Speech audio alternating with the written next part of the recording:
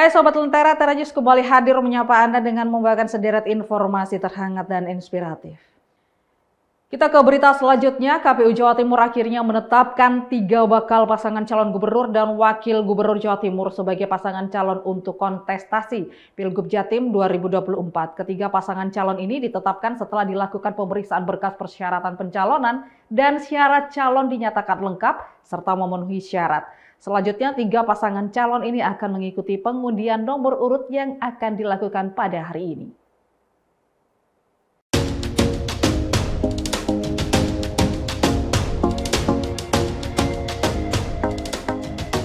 KPU Jawa Timur telah selesai menggelar rapat pleno penetapan pasangan calon di Pilkada Jatim 2024 Minggu siang. Hadir dalam rapat pleno tersebut perwakilan dari 3 bakal pasangan calon gubernur dan wakil gubernur Jatim. Dari hasil pemeriksaan dokumen persyaratan pencalonan dan syarat calon, serta tes kesehatan terhadap 3 paslon yang mendaftar, dinyatakan memenuhi syarat dan diterima. Berkas salinan penetapan pasangan calon ini langsung diserahkan KPU Jatim pada perwakilan pasangan calon. Menurut KPU Jawa Timur, Angku Naifi sebelum ditetapkan sebagai pasangan calon telah dilakukan proses verifikasi berkas dokumen persyaratan pencalonan dan syarat calon maupun persyaratan lainnya.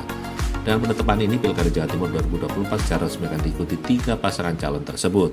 Persyaratan yang lain sudah kami periksa semua melalui tim verifikator kami dan ketiganya kami nyatakan diterima, dan di Jawa Timur secara resmi per hari ini ada 3 pasangan calon yang sudah ditetapkan dan selanjutnya akan mengikuti proses pengundian nomor urut di tanggal 23 September 2024. Selanjutnya, 3 pasangan calon gubernur dan wakil gubernur Jatim yang sudah ditetapkan akan mengikuti pengundian nomor urut. 3 pasangan calon dalam Pilgub Jatim ini yaitu pasangan petahana Kofifa Indar Parawangsa dan Emil Elistianto Dardak, lalu pasangan Tri Risma Harini dan Sahrul Azhar Asumta, serta pasangan Luluh Nur Hamidah dan Lukmanul Hakim. Mimpi Yuda Wahyu Palopi Bagus Tejowono untuk bisa mendapatkan rezeki di Kamboja akhirnya menjadi sirna. Dia yang dijanjikan pekerjaan di sebuah hotel dengan gaji 16 juta rupiah tersebut ternyata hanya menjadi operator judi online di Kamboja tersebut. Pria 2 anak asal Sidoarjo itu akhirnya mencoba meminta tolong ke pemerintah Indonesia melalui media sosial yang viral saat ini. Perkenalkan, nama saya Yuda Wahyu Palopi Bagus Tejowono. Saya anggota ILS Candi. Alamat saya di Desa Anggelam, Kecamatan Candi, Kabupaten Sidoarjo. Saya di sini mau melaporkan, Pak, saya mau meminta tolong kepada Bapak Kapolri, kepada Bapak Presiden. Saya ditawari pekerjaan dari Indo. Saya berangkat ke sini dijanjikan pekerjaan sebagai customer service hotel ataupun bekerja sebagai pegawai perawatan gedung. Tetapi saya ternyata setelah saya sampai di sini, saya dipaksa bekerja untuk sebagai admin judol ataupun scammer, Pak. Saya menolak, saya tidak mau. Sebuah rekaman video curahan hati Wahyu Palopi Bagus Tejowono sempat viral di media sosial. Dalam video tersebut, bapak 2 anak yang berangkat ke Kamboja pada bulan Juli 2024 ini meminta pertolongan kepada Kapolri dan Presiden Joko Widodo karena ia mendapat siksaan secara fisik dan mental. Celakanya, saat meminta pertolongan ke KBRI di sana, ia justru belum mendapat respon yang ia harapkan. Dalam rekaman video tersebut, Yuda kemudian dijemput oleh polisi migrasi Kamboja dan hingga saat ini masih tertahan di sana. Yuda tidak sendiri, menurutnya ada 8 TKI lainnya yang juga tertahan di imigrasi Kamboja. Ia sangat berharap pemerintah membantu mereka pulang ke tanah air agar segera bisa berkumpul bersama keluarga. Saat ditemui di rumahnya di Desa Gelam, Heni Novita Wulandari, istri Yuda sangat berharap agar suaminya segera pulang dengan selamat dan kembali berkumpul dengan keluarga. Segera bisa pulang dan bisa kumpul di sini dengan selamat. Gitu, Pak. Semoga segera ada bantuan dan ada penjemputan dari pihak pemerintah Indonesia ke Kamboja. Kronologinya itu seperti apa tuh Mbak kemarin? Kronologinya itu awalnya kenalannya di Facebook, cari lowongan pekerjaan di Facebook, terus ada yang menawarkan kerja di luar negeri di Kamboja dengan iming-iming dimudahkan di sana. Awalnya ditawarkan jadi pekerja di restoran, waiters atau office boy hotel gitu, Pak. Dari di Facebook itu diarahkan ke Telegram. Akan kita lihat di sana ditanya-tanyain, disuruh buat paspor, sampai akhirnya dibuat paspor, dan untuk biayanya itu ditanggung dari perusahaan. Jadi Mas Hidayah nggak perlu mengeluarkan biaya. Itu apa itu? Hitungnya perkenalannya sekitar lama itu sebenarnya perkenalannya. Cuma berangkatnya itu di bulan Juli 2024 tanggal 17. Tanggal 16 berangkatnya sampai sana tanggal 17. Jadi itu kemudian jadi scamming itu gimana? Jadi kemudian perdagangan orang itu? Awalnya nggak ada curiga apa-apa karena emang di sana itu sampai di bandara Kamboja kan emang ada yang jemput. Setelah itu paspor sama HP-nya itu diambil Pak. Ada yang minta. Akhirnya diantarkan ke tempat kerjanya itu emang seperti apartemen gitu, jadi tidak ada curiga apa-apa. Tiba-tiba ya ternyata ditaruh di bagian scammer itu. Nah, tapi selama itu ada bisa komunikasi dengan jenengan nih? Untuk pas waktu di tempat kerjanya komunikasinya itu tiap jam 11 malam sampai jam 7 pagi itu bisa komunikasi. Tapi sekarang bisa ya? Sekarang karena sekarang sudah di kepolisian imigrasi jadi bisa komunikasi terus 24 jam. Alan Sori melaporkan untuk Lentera TV. Sesaat lagi kita akan membahas tentang pembangunan pabrik mobil Cina di Turki. Jadi tetap bersama kami di Tera News.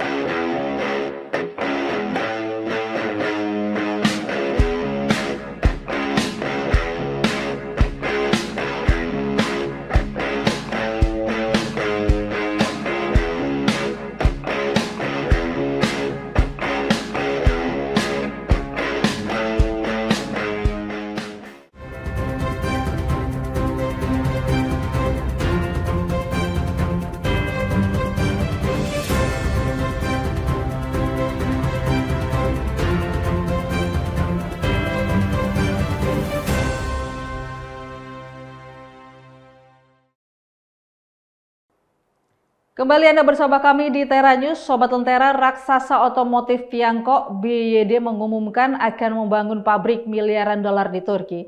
Investasi ini menunjukkan semakin eratnya hubungan kedua negara dan bergesernya kebijakan Beijing menyusul ketegangan selama bertahun-tahun akibat dukungan Turki terhadap minoritas Uighur di Tiongkok. Juli lalu, raksasa otomotif Tiongkok BYD menandatangani kesepakatan untuk membangun pabrik bernilai miliaran dolar di Turki. Pabrik ini akan memproduksi 150.000 kendaraan per tahun, terutama untuk pasar Uni Eropa. Analis mengatakan, kesepakatan ini menandai sebuah titik balik dalam hubungan Turki dan Tiongkok. This deal has the potential to reduce the trade imbalance, the trade deficit to the detriment, which is to the detriment of Turkey. And on the other hand, For China, it is also important because the products produced here will be exempt from tariffs due to the fact that Turkey has customs union with the European Union. Menurut analis, pabrik yang direncanakan ini adalah cara menghindari tarif baru Uni Eropa terhadap kendaraan Tiongkok. Dan investasi baru ini juga merupakan tanda pergeseran kebijakan Beijing setelah bertahun-tahun menghindari investasi di Turki. You don't see these investments in Turkey. And the reason for that is China perceives Turkey as a high political risk country in the region. Namun hal itu berubah, dan sejumlah warga komunitas Uighur khawatir Turki akan berbalik menyerang mereka.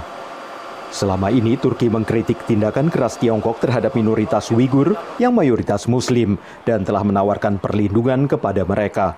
Menurut pengamat, para pembangkang Uighur cemas investasi miliaran dolar Tiongkok di Turki adalah bagian dari kesepakatan yang dicapai Menteri Luar Negeri Turki Hakan Fidan selama kunjungannya ke Tiongkok belum lama ini. There are rumors, of course, that the Chinese side is pressing for the ratification of this extradition agreement, that they would want the Uyghurs in Turkey, some of them at least, to be returned to China, to be tried in China, etc. Pihak lain berpendapat pergeseran Tiongkok ke Turki yang adalah anggota NATO mungkin menjadi bagian dari makin meningkatnya persaingan Tiongkok untuk mendapatkan pengaruh global, terutama dengan Amerika Serikat. Menurut analis, Turki dan Tiongkok semakin menemukan kesamaan diplomatik, termasuk dalam mengkritik perang Israel terhadap Hamas. Dari Arlington, Virginia, saya Helmi Yohanes dan tim VOA. Perang di Gaza mengundang kekhawatiran akan peningkatan radikalisasi di sejumlah negara yang mana hal tersebut akan dikhawatirkan akan memperkuat rekrutmen bagi kelompok teroris internasional seperti ISIS dan Al-Qaeda.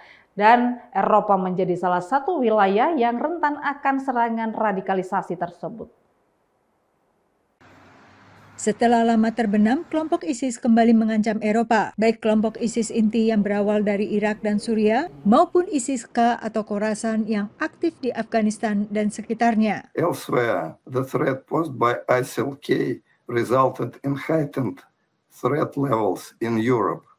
The group is considered the greatest external terrorist threat to the continent. Polisi di Austria Agustus lalu menggagalkan upaya serangan ISIS terhadap konser Taylor Swift di Wina, sementara di Solingen, Jerman terjadi penikaman yang menewaskan 3 orang. ISIS mengklaim bertanggung jawab dan lewat akun Telegramnya mengatakan bahwa serangan ini dimotivasi balas dendam bagi umat Islam di Palestina. Tapi polisi juga menyelidiki apakah serangan termotivasi penolakan atas permohonan suaka pelaku penikaman. Kelompok anti-ekstremisme dan anti-radikalisasi di Eropa, Violence Prevention Network, mencurigai berlanjutnya perang Israel-Hamas di Gaza dimanfaatkan ISIS untuk menyebarkan radikalisasi. Kelompok ini mencatat sejak serangan 7 Oktober 2023 terjadi peningkatan serangan ISIS atau simpatisannya di Eropa Barat, sekitar 4 kali lipat dibandingkan tahun 2022. Pada hari yang sama dengan penikaman di Jerman, terjadi pembakaran mobil dekat rumah ibadah Yahudi di Prancis Selatan. Police are worried about is that because of all of the fundraising for Palestine, and there's certainly and for the humanitarian needs more generally, that there could be organizations that try to use fundraising for Palestine to divert funds to extremist organizations. Tapi menurut Sydney Jones yang lama memantau terorisme di Asia Tenggara, proses radikalisasi ini tak meluas ke Indonesia. For the Palestinian cause itself, there's certainly huge outrage, deservedly so, about the number of civilians killed and the destruction that's taken place. And that outrage is palpable not only in the population at large, in the governments in Indonesia and Malaysia. There's also widespread outrage. But that doesn't translate into a greater potential for violent extremist activity in either country. Jones dan pengamat lain juga mencermati tak ada gerakan pengiriman relawan bersenjata ke jalur Gaza, seperti yang terjadi saat Perang Saudara Suriah untuk bergabung dengan ISIS, atau Perang Saudara Afghanistan tahun 1980-an untuk bergabung Al-Qaeda. It's not to say that at some point it could not be a motivating factor, but for now it's been largely rhetorical. Is frankly not a fringe issue amongst kind of radical Islamists in Malaysia or Indonesia, but it's actually been a very mainstream middle class concern. Sidney Jones juga menyoroti perbedaan mazhab dan ideologis antara Al-Qaeda dan ISIS dengan proksi-proksi Iran bermazhab Syiah yang kini mendukung kelompok Hamas di Gaza secara militer, yaitu Hizbullah di Lebanon dan Houthi di Yaman. Bahkan saat masih menguasai sebagian Irak dan Suriah, ISIS selalu memusuhi Iran dan proksinya. Dari Washington DC, Yuni Salim dan tim VOA. Dan informasi tadi mengakhiri Teranya Saat Ini. Anda dapat saksikan kembali tayangan saat ini di YouTube channel kami, Lentera TV Media, dan website kami lentera.tv. Saya Catherine Nelson pamit undur diri. Selamat sore dan sampai jumpa.